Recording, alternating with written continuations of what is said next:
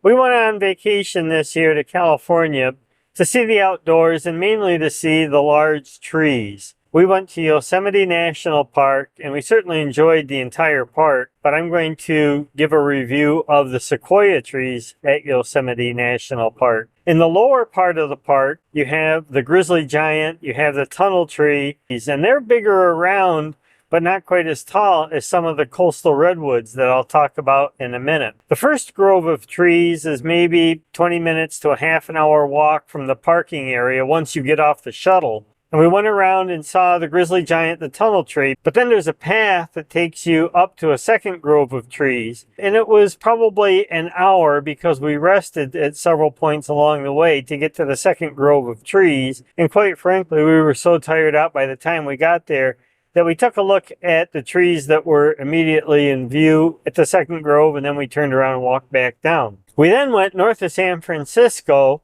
to Humboldt State Park and what is called the Avenue of the Giants to see the coastal redwoods. Now, we found that the base of the coastal redwoods seemed every bit as big as the sequoia trees, and I think the coastal redwoods are quite a bit taller than the sequoia trees. The other thing about being in the state park as opposed to being in Yosemite National Park is we had more access to the trees.